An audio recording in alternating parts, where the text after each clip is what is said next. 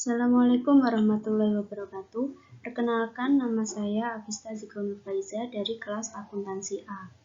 Saya akan mempresentasikan hasil tugas manajemen pengantar dengan judul presentasi Praktik Manajemen di Lingkungan Global. Pada bab praktik manajemen di lingkungan global terdapat 4 subbab, yaitu 1. Pemahaman perspektif global, 2. Pemahaman lingkungan global, 3. Berbisnis secara global, 4. Menjalankan manajemen di lingkungan global. Pemahaman perspektif global. Parokialisme adalah cara pandang terhadap dunia semata-mata melalui pandangan dan perspektif diri sendiri, dan tidak menyadari bahwa orang lain memiliki cara hidup dan bekerja yang berbeda-beda. Mereka mengabaikan prinsip dan kebiasaan orang lain serta secara kaku mengaplikasikan sikap yang ada pada kami lebih baik dari yang ada pada mereka terhadap budaya-budaya luar. Tipe sikap yang sempit dan terbatas ini dapat dipilih oleh manajer, tapi bukan satu-satunya. Faktanya ada 3 kemungkinan sikap global. Mari kita bahas ketiganya satu persatu.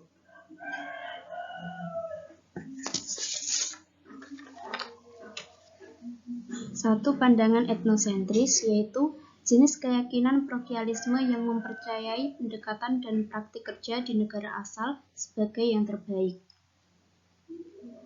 Para manajer yang berpandangan etnosentris meyakini bahwa orang-orang di negara-negara lain tidak memiliki kemampuan, keahlian, pengetahuan, atau pengalaman yang dibutuhkan untuk membuat keputusan bisnis terbaik seperti yang dimiliki oleh orang-orang dari negara sendiri. 2. Pandangan polisentris, yaitu menganggap para manajer di negara tuan rumah mengetahui pendekatan dan praktik kerja terbaik bagi bisnis mereka. Para manajer berpandangan polisentris menganggap bahwa semua operasi luar negeri bersifat berbeda dan sulit dipahami. Maka mereka cenderung mempersilahkan para karyawan di negara tuan rumah menyimpulkan cara terbaik perusahaan beroperasi. Dan terakhir, pandangan geosentris, yaitu memiliki orientasi dunia dan memanfaatkan pendekatan dan individu terbaik dari seantero dunia.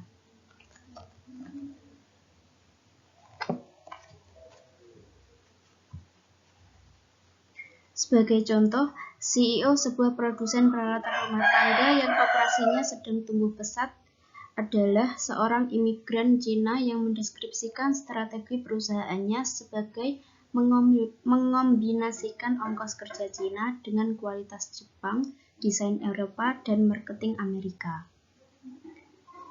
Pandangan geosentris menuntut dihapuskannya pandangan parokial dan dikembangkannya pemahaman mengenai perbedaan antar kebudayaan. Inilah tipe pendekatan yang dibutuhkan oleh para manajer sukses dalam lingkungan global masa kini.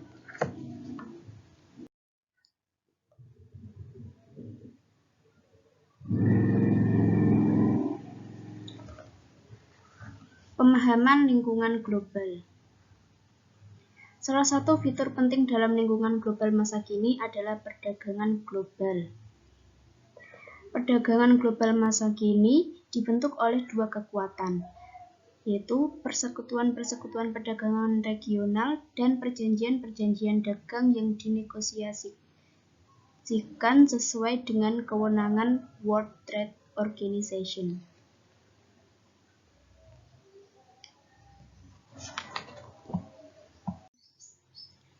Kini, kompetisi global dibentuk oleh perjanjian-perjanjian perdagangan regional, antara lain Uni Eropa, NAFTA, ASEAN, serta aliansi-aliansi dagang lain seperti Uni Afrika dan SAARC. Status terkini dari persekutuan perdagangan regional. 1.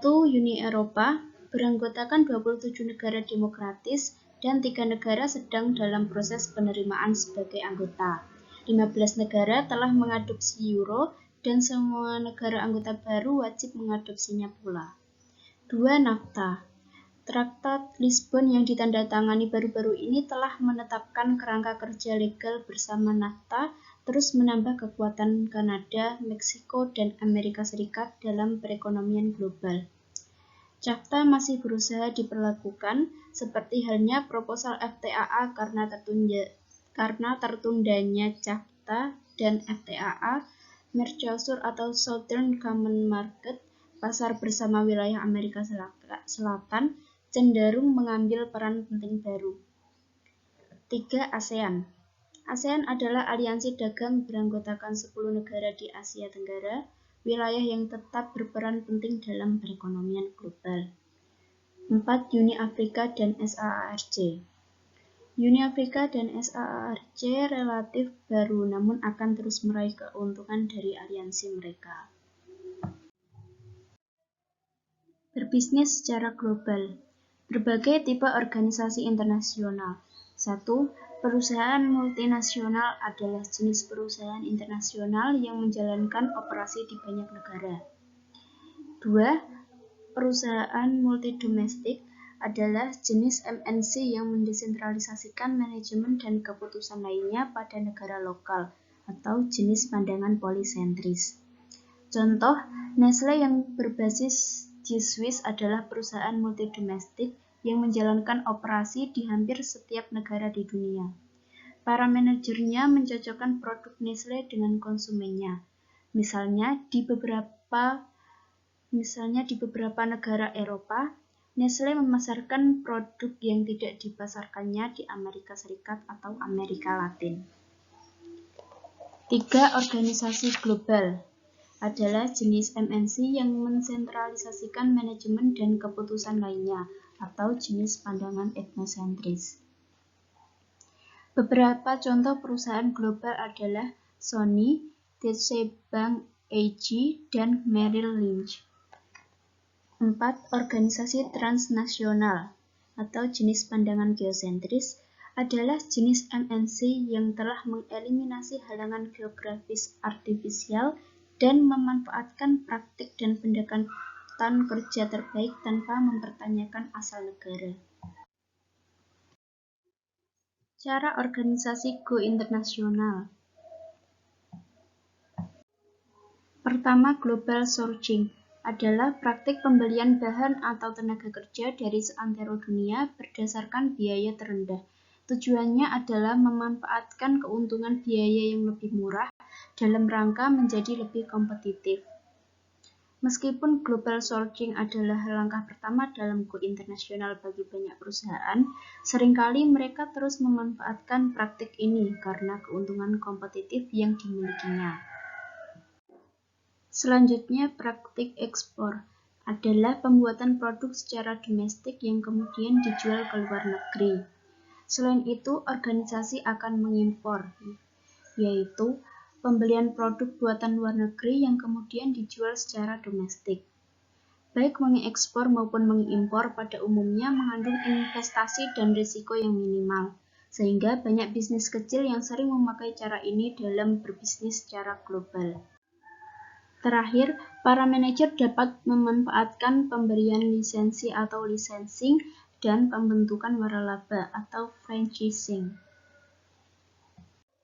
Pemberian lisensi atau licensing dimanfaatkan oleh organisasi yang membuat atau menjual produk perusahaan lain yang telah sepakat untuk memberi hak penggunaan merek, teknologi, atau spesifikasi produknya kepada organisasi tersebut. Pembentukan waralaba atau franchising mirip dengan licensing, namun biasanya dijalankan oleh organisasi penjual jasa yang hendak menggunakan nama dan metode operasi dari perusahaan lain. Satu-satunya perbedaan dari kedua cara ini bahwa licensing kebanyakan digunakan oleh organisasi manufaktur yang membuat atau menjual produk organisasi lain. Sementara franchising kebanyakan digunakan oleh organisasi jasa yang akan memakai nama dan metode operasi organisasi lain. Begitu organisasi telah menjalankan bisnisnya secara internasional selama waktu tertentu dan telah mengumpulkan pengalaman bermain di pasar internasional, para manajer dapat memutuskan untuk lebih mengambil keuntungan melalui investasi langsung. Salah satu caranya berupa aliansi strategis, yaitu rekanan antara sebuah organisasi dan perusahaan asing berupa bagi pakai sumber daya dan pengetahuan dalam rangka mengembangkan produk baru atau membangun fasilitas.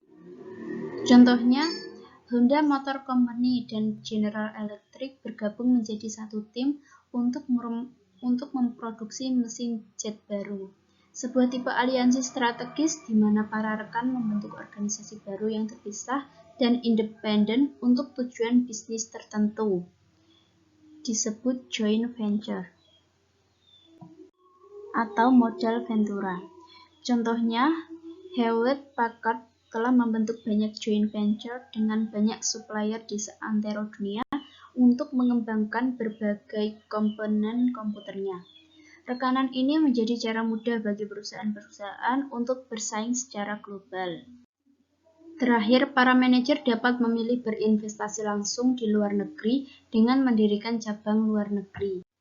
Cabang luar negeri merupakan investasi langsung di luar negeri oleh suatu perusahaan dengan cara membentuk fasilitas atau kantor baru dan tersendiri.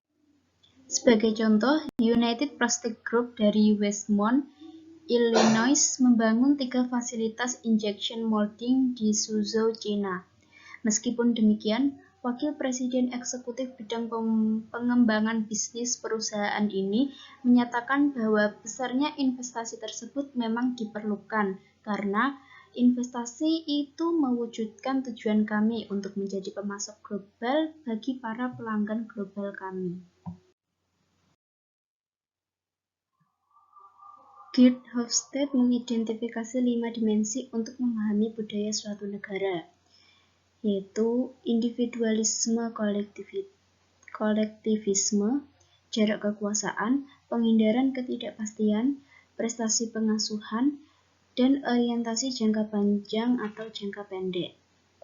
Sedangkan riset Globe mengidentifikasi 9 dimensi untuk mengetahui budaya negara, yaitu jarak kekuasaan, penghindaran ketidakpastian, asertivitas, orientasi kemanusiaan, orientasi masa depan, kolektivisme institusional, diferensiasi gender, kolektivisme dalam kelompok, dan orientasi kinerja.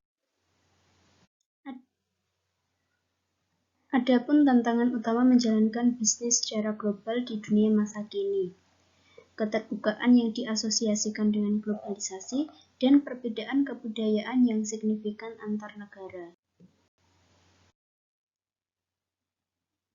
Kesimpulan dari presentasi saya, dalam pasar global, hal yang paling dasar yang harus seorang manajer miliki adalah sudut pandang global yang baik. Seorang manajer juga harus selalu mengetahui berita-berita terkini tentang organisasi-organisasi global yang berpengaruh penting dalam perekonomian dunia, serta mengenali lingkungan dan budaya negara yang akan kita tuju untuk pemasaran barang kita, sehingga barang atau jasa kita diterima di kancah internasional. Sekian presentasi yang dapat saya sampaikan. Jika ada kesalahan kata, mohon dimaafkan. Terima kasih. Wassalamualaikum warahmatullahi wabarakatuh.